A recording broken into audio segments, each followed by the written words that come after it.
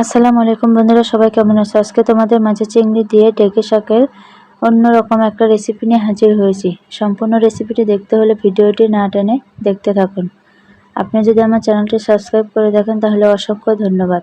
আর আমার চ্যানেলে যদি আপনি নতুন হয়ে থাকেন তাহলে চ্যানেলটি অবশ্যই সাবস্ক্রাইব করে দিন। তো চলেন মূল রেসিপিতে যাওয়া যাক। এখানে পরিমাণ মতো ঢেঁকি শাক নিয়েছি। তারপর ঢেঁকি শাকগুলোকে ছোট ছোট টুকরা করে কেটে ভালো করে পরিষ্কার করে নেব। এমন নতুন নতুন রেসিপি পেতে অবশ্যই চ্যানেলটি সাথে থাকুন। তারপর চুলায় একটা কড়াই বসিয়ে দেব। তারপর কড়াই পরিমাণ মতো তেল দিয়ে দেব।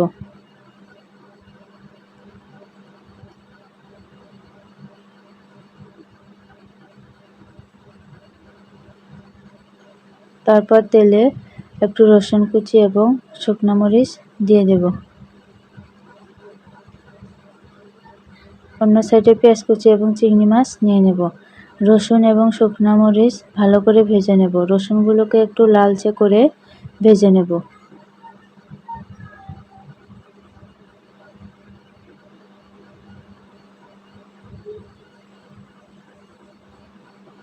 রসুন এবং শুকনো মরিচগুলোকে ভালো করে ভেজে নেওয়ার পর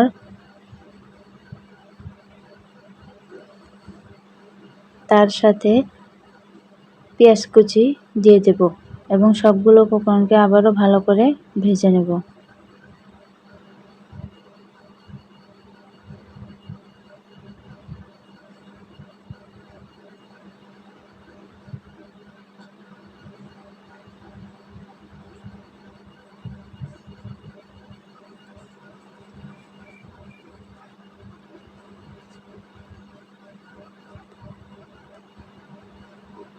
সবগুলো উপকরণকে ভালো করে ভেজে নেওয়ার পর আগে থেকে পরিষ্কার করে রাখা ঢেঁকি শাকগুলো দিয়ে দেব। সাথে পরিষ্কার করে রাখা চিংড়ি মাছগুলো দিয়ে দেব এবং স্বাদমতো লবণ দেব। তারপর ভালো করে ভেজে নেব।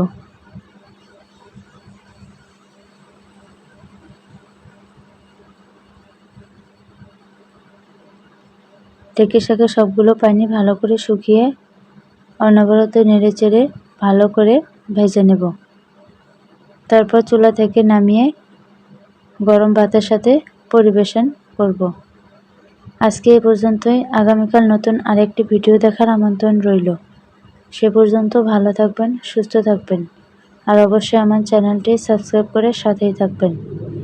আমার এই রেসিপিটি যদি ভালো লেগে থাকে তাহলে অবশ্যই বাসায় ট্রাই করতে পারেন। আর আমার এই রেসিপিটি যদি আপনার কোনো উপকারে এসে থাকে তাহলে একটা লাইক এবং একটা কমেন্ট অবশ্যই করতে পারেন। ভিডিওটি দেখার জন্য ধন্যবাদ।